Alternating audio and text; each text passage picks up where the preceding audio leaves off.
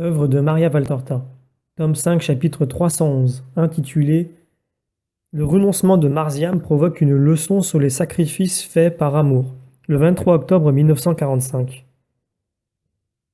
Je ne sais s'il s'agit du même jour, mais je le suppose à cause de la présence de Pierre à la table de famille de Nazareth. Le repas est presque fini, et Saint-Ika se lève pour mettre sur la table des pommes, des noix, du raisin et des amandes qui terminent le dîner, car c'est le soir et les lampes sont déjà allumées. C'est sur les lampes justement que roule la conversation pendant que Saint-Ika apporte les fruits. Pierre dit: Cette année nous allons en allumer une de plus, et ensuite toujours une de plus pour toi, mon fils. Car nous voulons, nous, l'allumer pour toi, même si tu es ici. C'est la première fois que nous l'allumons pour un enfant. Simon s'émeut un peu en terminant. C'est sûr que, si tu étais là, toi, ce serait plus beau. L'an dernier, c'était moi, Simon, qui soupirait ainsi pour mon fils si loin, et avec moi Marie, femme d'Alphée, et Salomé, et aussi Marie, femme de Simon, dans la maison de Kériote, et la mère de Thomas. Ah, la mère de Judas. Cette année, elle aura son fils, mais je ne crois pas qu'elle sera plus heureuse. N'y pensons pas. Mais nous étions chez Lazare, que de lumière. Cela ressemblait à un ciel d'or et de feu. Cette année, Lazare a sa sœur, mais je peux bien dire qu'ils soupireront en pensant que tu n'es pas avec eux. Et l'année prochaine, où serons-nous? Moi, je serai très loin, murmure Jean d'Andorre. Pierre se retourne pour le regarder, car il est à côté de lui, et il va l'interroger, mais heureusement, un coup d'œil de Jésus le fait s'arrêter à temps. Marziam demande: Où seras-tu? Par la miséricorde du Seigneur, j'espère être dans le sein d'Abraham. Oh, tu veux mourir? Tu ne veux pas évangéliser? Tu ne regrettes pas de mourir sans l'avoir fait? La parole du Seigneur doit sortir de lèvres saintes. C'est déjà beaucoup qu'il m'ait permis de l'entendre et de me racheter grâce à elle. Cela m'aurait plu, mais c'est tard. Et pourtant tu évangéliseras. Tu l'as déjà fait, au point d'attirer l'attention sur toi. Pour cette raison, tu seras également appelé disciple, évangélisateur, même si tu ne voyages pas en répandant la bonne nouvelle, et tu obtiendras dans l'autre vie la récompense réservée à mes évangélisateurs. Ta promesse me fait désirer la mort. Chaque minute de vie peut cacher un piège, et faible comme je le suis, je ne pourrai peut-être pas l'éviter. Si Dieu m'accueille, satisfait de ce que j'ai accompli, n'est-ce pas une grande bonté qu'il faut bénir? En vérité, je te dis que la mort sera bonté suprême pour beaucoup de personnes qui connaîtront de cette façon jusqu'où l'homme devient démoniaque pour en arriver à un point où la paix les consolera de cette connaissance et la changera en louange parce qu'elle sera unie à l'inexprimable joie de la libération des limbes. Et où serons-nous les années suivantes, Seigneur? Demande Simon le Zélote, attentif. Là où il plaira à l'Éternel. Veux-tu connaître d'avance les temps éloignés alors que nous ne sommes pas sûrs du moment que nous vivons et s'il nous sera accordé de le finir? Du reste, quel que soit le lieu où se passeront les futurs enseignes, il sera toujours saint si vous y êtes pour accomplir la volonté de Dieu. Vous y serez? Et toi? Demande Pierre. Moi, je serai toujours là où se trouveront ceux que j'aime. Marie ne dit pas un mot, mais ses yeux n'ont pas cessé un moment de scruter le visage de Jésus, son fils. Elle en est détournée par l'observation de Marziam qui dit: Pourquoi, mère, n'as-tu pas mis sur la table les fouasses au miel? Jésus les aime et elle ferait du bien à Jean pour sa gorge. D'ailleurs, mon père aussi les aime. Et toi aussi, achève Pierre. Pour moi, c'est comme si elle n'existait pas. J'ai promis.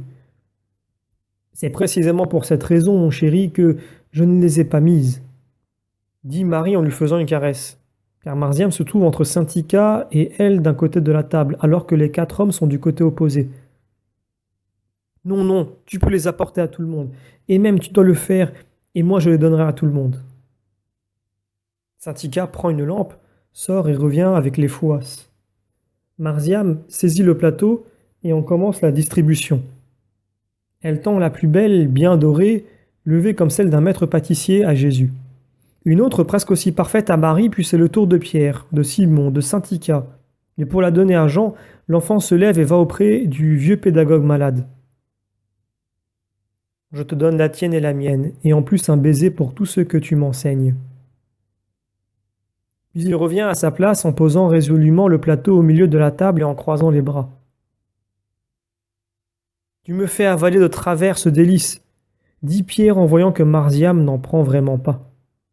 Et il ajoute: un petit morceau, au moins. Tiens, de la mienne seulement pour ne pas mourir d'envie. Tu souffres trop.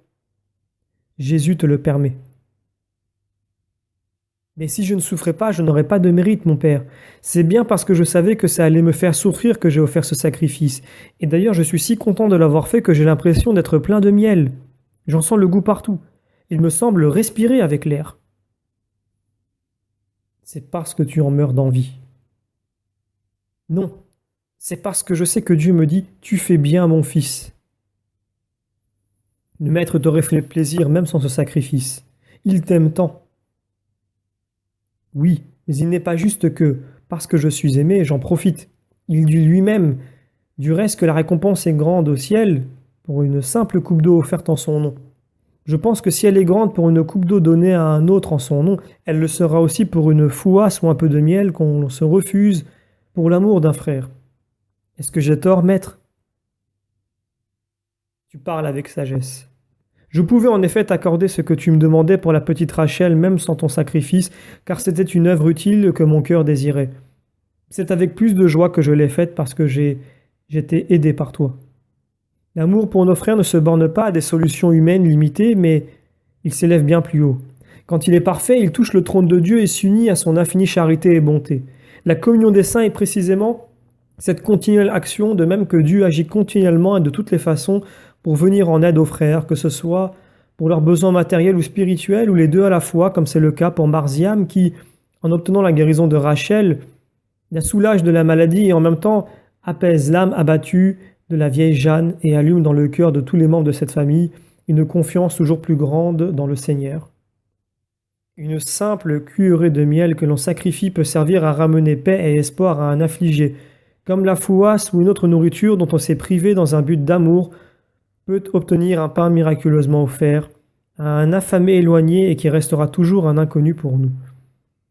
De même, une parole de colère, même de juste colère, retenue par esprit de sacrifice, peut empêcher un crime lointain, comme de résister au désir de cueillir un fruit, par amour peut servir à donner une pensée de regret à un voleur et ainsi empêcher un vol. Rien ne se perd dans l'économie sainte de l'amour universel. Pas plus l'héroïque sacrifice d'un enfant devant un plat de fouasse que l'holocauste d'un martyr. Je vous dis même que l'holocauste d'un martyr a souvent pour origine l'éducation héroïque qui lui a été donnée dès l'enfance pour l'amour de Dieu et du prochain. Alors, il est vraiment utile que je fasse toujours des sacrifices pour le temps où nous serons persécutés, déclare Marziam avec conviction. Persécuté? Demande Pierre. Oui. Tu ne te rappelles pas que c'est lui qui l'a dit? Vous serez persécutés à cause de moi? Toi, tu me l'as dit quand tu es venu pour la première fois seul évangéliser à Bethsaïde pendant l'été. Il se souvient de tout, cet enfant, dit Pierre, plein d'admiration. Le dîner est terminé. Jésus se lève, prie pour tous et bénit. Ensuite, pendant que les femmes vont faire la vaisselle, Jésus se met avec les hommes dans un coin de la pièce et il taille un morceau de bois qui, sous le regard émerveillé de Marziam, devient une brebis. Fin du chapitre.